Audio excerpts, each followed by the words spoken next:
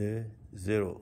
Oui, bonjour, je vais préparer aujourd'hui la céphazolline qui a été changée par la prescription médicale parce qu'il avait le tazocine, alors elle a changé par la céphazolline. Tout d'abord, on va commencer avec le FADM et j'ai déjà préparé le fiole. Alors le FADM, on va voir si tout d'abord c'est pour le bon patient, c'est Madame Jutas Alexandra, la bande date de naissance, le dossier, le numéro de dossier, le RAMQ card, la carte d'assurance maladie. Elle est valide aujourd'hui le 11/7/2022 jusqu'à minuit. Il n'y a pas d'allergie, mais on va en tout cas vérifier, c'est la première fois qu'elle prend l'antibiotique et elle est vérifiée le FADM, elle est signée par la responsable. Tout d'abord, on va commencer à la céphazolline, 2 grammes IV par 6 heures. Alors la céphazolline ici c'est 1 gramme, alors on a besoin de 2 fioles. D'accord, qu'il y a de poudre dedans, on va considérer qu'il y a de poudre. Ils sont fermés, c'est la bonne date d'expiration, elle est bonne. Et la poudre, elle est en bonne qualité. Comme pour la... Ok, pour la guide d'administration des médicaments, les céphazolines, du lié 1 gramme, du lié dans 9,6 ESI. Alors j'ai cherché 2 ESI de 10 ml. D'accord, je vais diluer chacun de 9,6. Ok, et puis je vais le mettre dans une seringue. Alors, dose de plus de 1 gramme, seringue de 20 ml administrée en 60 minutes. J'ai déjà lavé les mains. On va commencer. Je me suis lavé les mains. On va commencer par la préparation de la médication. Tout d'abord,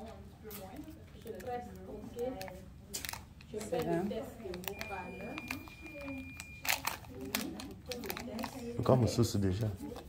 on va considérer c'est fermé. Alors on va l'ouvrir. On va désinfecter. Comme on va désinfecter le hostile ainsi. On va laisser sécher pour 30 secondes. D'accord. Pendant ce temps, je vais écrire l'étiquette. Je vais préparer. On va considérer que c'est trop petit comme aiguille, elle ne va pas aspirer. On va considérer que c'est une aiguille de 20. D'accord. Et puis je vais écrire pour la seringue le nom du patient. Jutas Alexandra. Céphazolline. 2 grammes par 6 heures. C'est 9 heures le matin.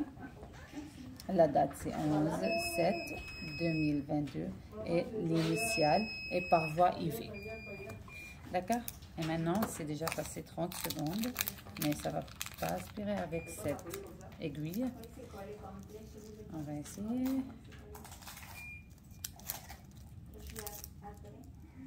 Bien sûr, on va vérifier tout le temps les aiguilles, la seringue, la date d'expiration, elle est étanche, elle est fermée, elle est stérile. D'accord? Tout d'abord, je vais prendre 9 points. Il y a une étiquette. 9,6. Je vais prendre... C'est trop petit comme aiguille. On va considérer que c'est 20, j'utilise. Ok, je vais prendre les 9 points.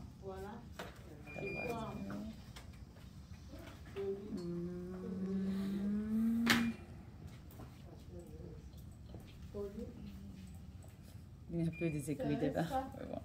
On va considérer ces 9,6. On va commencer par la dilution de la première.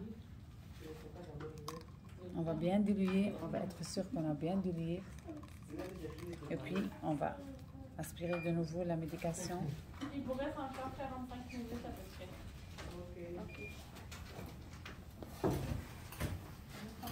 Ok. Après, on va prendre aussi 9,6 de plus. On va injecter de l'air, le 9,6 qu'on a pris dans le ESI, pardon. On va aspirer aussi.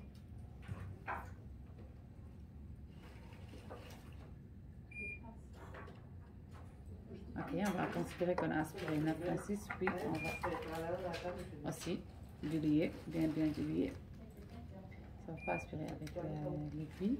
D'accord. On a aspiré tout le contenu de l'antibiotique.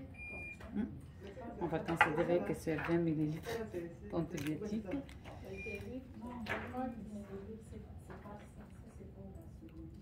On va enlever le bulbe d'air qui reste dans la seringue. Bon. Puis, on va identifier la seringue. On ne va pas cacher le numéro. Voilà. On va l'installer sur une pousse seringue. Alors, on va chercher la tubulure pour la pousse seringue. On va clamper. Ok. On va jeter directement dans le biorisque. On va déclamper. On ne va pas toucher au bout. Ah. Infecté. Tout est infecté. Ok. On va la toucher. On va faire là. On va déclamper. On va faire la purge d'air.